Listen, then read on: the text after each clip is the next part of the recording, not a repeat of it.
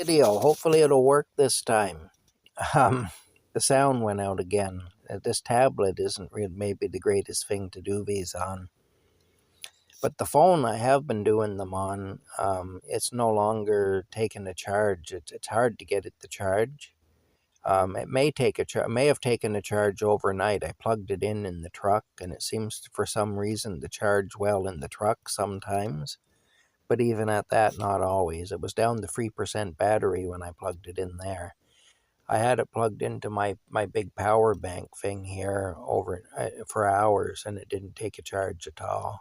So, in fact, it went down. So, anyway, I've tried it at the truck again, and I don't know. When I go up to the truck later, I'll have to see. Anyway, what I want to say now, or what I want to talk about, is man-made climate change. And I think you pretty much know I'm going to be poo-pooing that. So, anyway, because this is what I do. I take an opposite opinion to whatever we're being told, whatever the official narrative is. It seems I do on just about everything. Of course, we're being lied to constantly, so why not take an opposite opinion? Here's the thing. They're basically telling us that we have to decimate our economy. We have to do poorly economically in order to combat man-made climate change. Because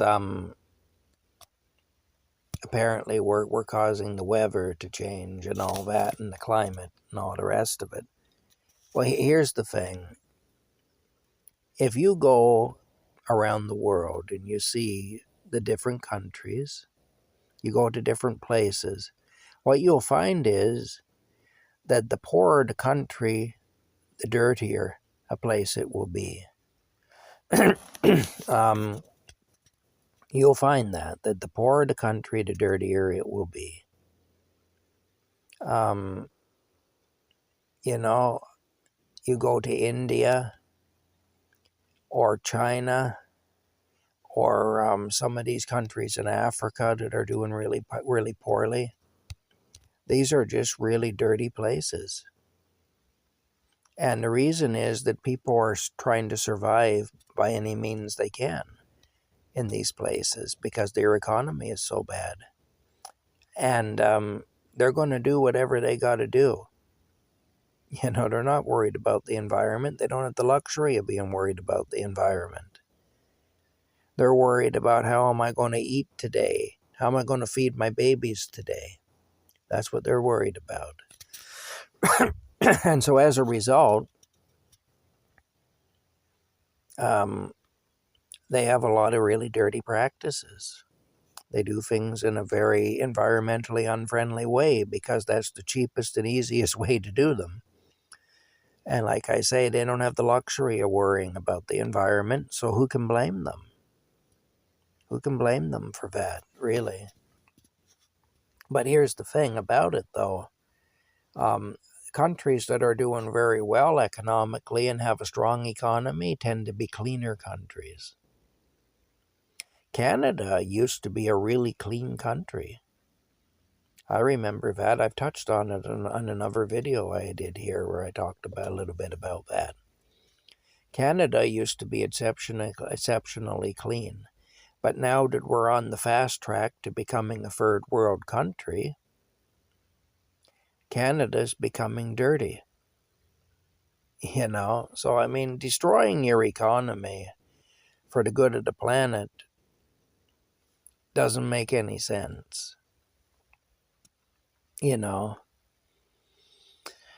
it's like when I was a kid, my grandpa was the electrical engineer. He was the head electrical engineer for the Brown Shoe Company in Canada. They were based out of, the Brown group of companies was based out of St. Louis, Missouri, but all their facilities, their factories, warehouses, and other buildings in Canada, my grandpa was the head electrical engineer for all that. And I remember one time he was talking about some guy at work, and this guy tended to do so much, in order to, in attempting to do good. The guy was well-meaning, but every time he would try to do something well, he'd end up making a mess of it. The harder he tried to do good, the more problems he caused. You know. And my grandpa said there was a character back during World War II called Fearless Fosnick. He was like a cartoon strip character. You know, you'd see him in the funny papers, as they used to say. See you in the funny papers. Well, that's where Fearless Fosnick was. He was in the funny papers. And my grandpa said this guy, he's like Fearless Fosnick, killed all the men so they wouldn't eat the poison beans. You know, I remember him saying that. It's just like Fearless Fosnick killed all the men so they wouldn't eat the poison beans. This guy he was talking about at work was like that. Very well-meaning, but couldn't do right to save his life, you know? And that's kind of what's happening with this, with the idea that we need to decimate our economy in order to save the planet. It's actually the reverse of that. We need to have a strong economy, and then we have the luxury of worrying about things like pollution, you know? Anyway, if you're starving to death, you know, you got an empty stomach and no prospect of feeding it anytime soon, you'd be amazed at how that will be the thing that occupies your thoughts and your attention, and how you'll be willing to do things that aren't good for the planet if it means you get to feed your belly. During the Depression in North America, deer became very rare. You hardly ever saw a deer. And the reason for that is they've been hunted nearly to extinction. Because people were hungry. People were killing them to eat them. And the people killed them at such a rate that they couldn't reproduce fast enough to maintain the population. And so they nearly became extinct. It was a rare thing that you'd see a deer because of the deer population being decimated like it was by hungry people.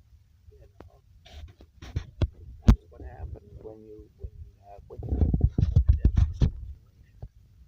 There are so many other things too that are scams, and the bottom line is it's all anti-human. They try to frame it up like it's pro something because they want it to seem positive. So they'll say, well, we're pro the environment, we're pro the planet, and that's why we have to do all this stuff. No, you're anti-human. Look, these same politicians and other captains of industry and everybody who's pushing this agenda, this climate change agenda, these are the same people that are flying jet airplanes all over the world. Everywhere they go, they have an entourage of luxury SUVs, but they tell you they own several houses all over the world that have to be heated and so on, whether they're in them or not. These are the same people that are constantly trying to get us into World War III. A war is a terrible thing for the environment. You know, you don't want a war. If you're concerned about the environment, the last thing you want is a war. Wars are terrible for the environment. After World War II, um, the continent of Europe was just decimated by the war, you know, and they couldn't grow food. A lot of the food that we produced over here in North America, because thankfully our countries didn't get decimated like that, a lot of the food we produced over here that we would have eaten ourselves had to go over there to feed the people there because they couldn't grow their own food. And if you look at it, war is a very anti-human thing.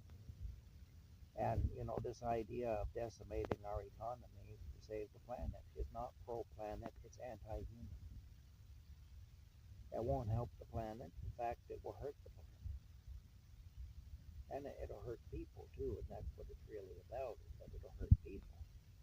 It's an anti-human. It's not a pro-planet agenda, it's an anti-human agenda. the same with this idea we got to fight a big war so we can have peace. I heard a stand-up comedian one time say that fighting a war for peace is like screwing for abstinence. I mean, it doesn't, screwing for virginity. I mean, it doesn't make any sense. And he was right. I forget who said that now. It might have been, again, I can't think of his name, but there was I don't know. Anyway, he's passed away now, but he was pretty good. And he talked about things. He tended to say things as they are, and I wish I could think of who he is now, but I can't. It's another, I don't know why, but if I wasn't trying to think of it, I'd be able to. But the bottom line is this. Fighting a war for peace makes no sense. It's contradictory. Destroying the economy for the benefit of the planet is contradictory. These are anti-human agendas. They're not pro-planet or pro-peace agendas. They're anti-human agendas. Destroying the economy is going to hurt people, and it's not going to do the planet any good. In fact, it will hurt the planet. Go to any third world country and you'll see that. Having a war is not going to help the environment either, and it certainly isn't going to help people. Wars do a lot of damage to the environment, and they also do a lot of damage to people. They kill people, they maim people, they cause mental illness in people, they screw people up emotionally. No good comes out of a war. Yet they're pushing for World War III. They're determined we got to have World War III. No, we don't. We don't need that. They need it because it's going to make them a lot of money and give them even more power, and they're going to get to kill a bunch of us in the damn war. That's all it is. It's an anti-human agenda. All this stuff now, all this gender-bending trans stuff and everything, again, that's an anti-human agenda. This is designed to create confusion, to create division, to get us fighting with each other over stupid stuff. It's an anti-human agenda, is what it is. Any situation like a war that turns brother against brother, that's an anti-human agenda. Bottom line is, we're seeing a lot of anti-human agendas being put forward these days, and they're being wrapped up and disguised as being pro-planet or pro-love or pro-fairness or pro-peace or whatever, when they're actually the opposite of that. They're not good for the planet. They're not good for humanity. They're not pro-love, pro-peace, or pro-planet. In fact, they're anti all of those things, and they're also anti-human. Oh, by the way, they're also anti-Christ. It's the spirit of anti-Christ that's behind it all. So,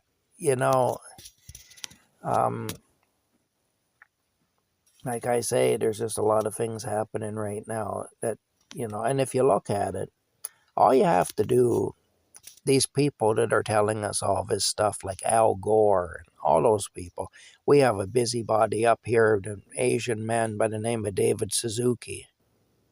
Awful person. He's a virtue signaler. Of course, the Canadian Broadcasting Corporation, the CBC, they just love him. They're the propaganda arm of this corrupt government we've got. David Suzuki one time traveled across Canada with a fleet of diesel buses to tell us how we need to turn our thermostats down and stop driving our cars because we're destroying the environment. Not even just one diesel bus, a fleet of diesel buses. If he had really intended to tell us anything like that, he would have crossed the country in a smart car. That would have been the thing to do. Squeeze yourself into the damn smart car and come around and tell us about what we're doing wrong. Or better yet, ride a bike. Bike across Canada and preach to us. But don't show up with a fleet of diesel buses and tell me I can't drive my car because I'm wrecking the environment, and then get back on your diesel bus and go to the next town and do the same there. You know, one of the fleet that you're getting on, because there's like 5 or 8 of them or whatever in the fleet that, coming down the road at us, spewing fumes. Yeah, you've got credibility. The government of Canada actually had some commercials on years ago featuring David Suzuki, and these commercials were kind of enraging, really. The arrogance of the man and the arrogance of our government really shined through in these commercials. There was one where a man he hears a commotion in his basement, and he opens his basement door, and David Suzuki's loading the man's beer fridge onto a handcart, getting ready to take it up out of there and to take it out of the guy's house. He was basically robbing the guy. He'd done a break and enter, and he was robbing the guy. That's what it boils down to. Well, of course, the guy yells down the stairs, "Hey, who are you, and what are you doing in my basement, and where do you think you're taking my beer fridge?" And David Suzuki, he says, "Well, this fridge, you know how much power this fridge consumes? Do you know how bad that is for the environment? Do you realize how selfish you are to be keeping a fridge just to keep your beer cold when the planet is dying? Like, this isn't right. You shouldn't be doing this. This is wrong of you." And the guy ended up apologizing to him in the commercial, and even going down and helping him to haul the fridge up out of the basement so that he could take it away to have it destroyed. And, the character who played the guy, or the guy, the homeowner or whatever, he felt guilty in the commercial. He felt guilty once David Suzuki, in all his wisdom, explained to him why he was a bad person for having a beer fridge in his basement, how much harm he was doing to the environment. There was another one where this couple was sitting in their living room watching their TV, and they got their thermostat turned up so that they're comfortable. It's wintertime. And David Suzuki knocks a hole in the wall and starts preaching to them through this hole he's knocked in the wall about how having their thermostat turned up is bad for the environment, and how selfish they are, to actually want to be warm and comfortable in their house at the price of the environment. Well, now he's knocked the big hole in their wall. How energy efficient is that? And I guarantee you, when I had my house, if somebody come along and knocked a hole in my wall and started preaching to me, I'd be over there hauling them in for that hole by their neck and beating the crap out of them. So, and I think most people would be. And you knock the hole in the wall, that's going to make the place more energy efficient, isn't it? A big gaping hole in the wall. Like even the commercial itself actually showed him making the place less energy efficient, so that he could preach to these people about their inefficient use of power, of energy.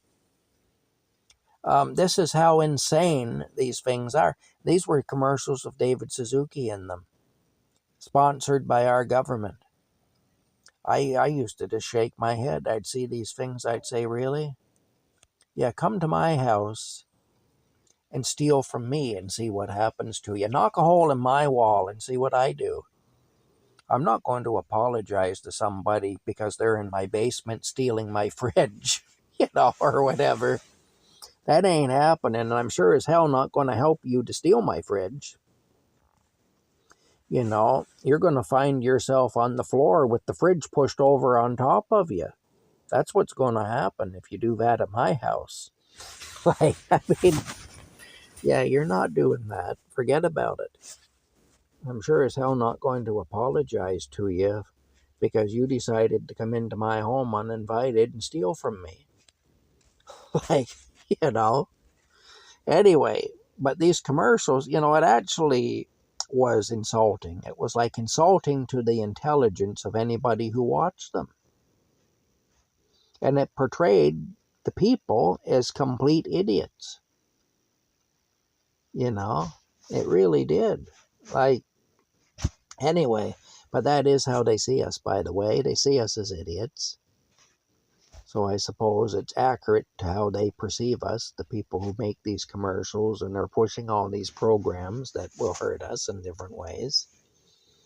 We got a prime minister now who's telling us this carbon tax that he's putting against us, which is causing unbelievable hardship, is a revenue neutral tax. That's bullshit. People are hurting. People are hurting badly because of his supposedly revenue neutral tax. You know, I mean, don't tell me that I gotta suffer more hardship because the planet or whatever. Don't tell me that. I know what happens in countries where people suffer more hardship, and it doesn't do the people or the planet any good. You know, hardship is not the way to fix a problem. Hardship is a way to exacerbate a problem, no matter what that problem is. Creating hardship doesn't fix anything. It only creates more trouble, and it exacerbates the trouble you've already got. Anyway, bottom line is all these things are anti-human agendas. That's what they are. All the, the rainbow stuff and everything, that's all anti-human. That's not about love and inclusion. That's about anti-humanity. It's about being anti-human. It's actually about, and also anything that's anti-human like that is also anti-Christ. It's actually the spirit of anti-Christ at work. When you see these anti-human things playing themselves out, that's what it is. Anyway, that's all I had to say on that topic for now, I guess. Let's see if we can see Rocky. Rocky's in there sleeping, or he was before I woke him up. I don't know if I mentioned it earlier in the video, but work today is canceled again because we got a big rainstorm last night that soaked everything. So I won't be working again today. We're postponing it for till tomorrow. And we'll see how things go tomorrow. That's yeah, it's just everything is soaked. The rain fell down. We can't seem to win with the rain these days, but again, that's not man-made climate change. That's just weather. You know, it is what it is. Anyway, we'll talk later. Bye for now.